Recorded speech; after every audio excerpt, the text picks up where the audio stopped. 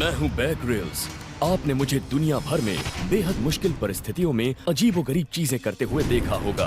आज मैं एक बेहद खास मेहमान के साथ मैन वर्सेस वाइल्ड के एक स्पेशल एडिशन के लिए इंडिया आया हूं। मैं नॉर्दर्न इंडिया के हिमालयन फुटहिल्स में प्राइम मिनिस्टर नरेंद्र मोदी से मिलने वाला हूं। इस बेमिसाल देश में दुनिया की कुछ सबसे शानदार मगर साथ ही सबसे खतरनाक वाइल्ड लाइफ है। यहाँ पर टाइगर्स, क्रोकोडाइल्स, एलिफेंट्स और बहुत सारे स्नेक्स हैं। प्रधानमंत्री मोदी भले ही दुनिया की सबसे बड़ी डेमोक्रेसी के लीडर हैं, लेकिन यहाँ सिर्फ जंगल का राज चलता है। Welcome to India, welcome to India. तो प्रधानमंत्री जी, जैसा कि आप जानते हैं, इस वक्त हम एक वाइल्ड लाइफ कंजर्वेशन एरिया में हैं। ये नेशनल पार्क है, पर यह खतरनाक जगह है।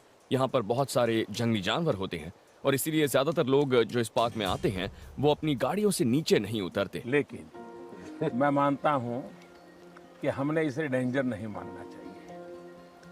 अगर हम प्रकृति से संघर्ष करते हैं तो हर कुछ डेंजर होता है, इंसान भी डेंजर बन जाता है।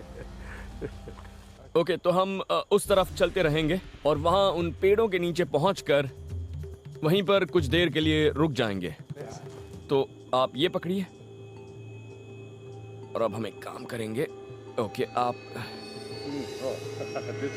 ओके, आप इसे पकड़िए। ओके, अब इसे घुमाते रहिए, घुमाइए घुमाइए घुमाइए, ध्यान से घुमाते रहिए।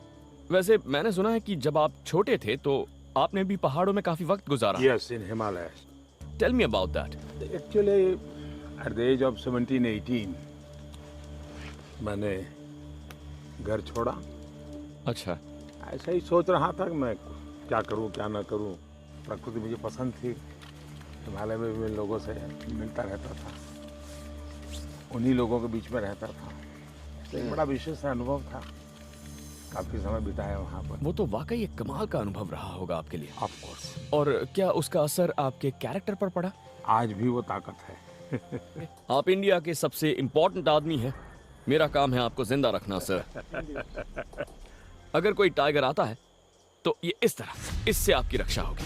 वाह। अब आप इंचार्ज। बट मेरे जो संस्कार है वो मुझे मारने के संस्कार नहीं है, इसलिए ओके, तो ये मैं ले लेता हूँ। मैं आपके लिए उसको मेरे पास रखूं। परफेक्ट। तो चलिए आगे बढ़ते हैं, आइए।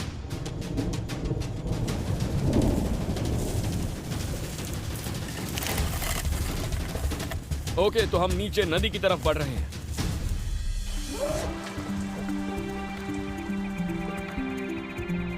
आप वाकई एक बहुत ही शानदार देश में रहते हैं। तो यहाँ से हम इस नदी को फॉलो करेंगे। किसी पॉइंट पर हमें उसे पार करना होगा, तब तक चलते रहेंगे। आपको क्या लगता है, हम सब मिलकर इंडिया को क्लीन बनाने के लिए क्या कर सकते हैं?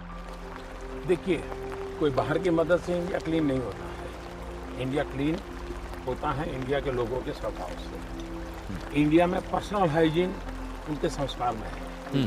सोशल हाइजीन की हैबिट हमें डेवलप करनी है और महात्मा गांधी ने इस पर बहुत काम किया और इन दिनों हमें बड़ी सफलता मिल रही है और मैं मानता हूँ भारत बहुत तेजी से काम कर लेगा। मुझे जंगल की और आउटडोर्स की और प्रकृति की यही बात सबसे ज्यादा अच्छी लगती है।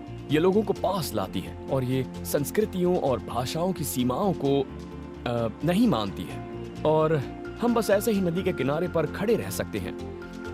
दो लोग जो गीले हैं, जिन्हें ठंड लग रही है, फिर भी मुस्कुरा रहे हैं। और हम मुस्कुरा रहे हैं क्योंकि हमने एक अच्छा सफर तय किया है, वो भी साथ मिलकर। और अब हम दोनों अपनों के पास वापस जा सकते हैं, सिर उठाकर और खुशी से।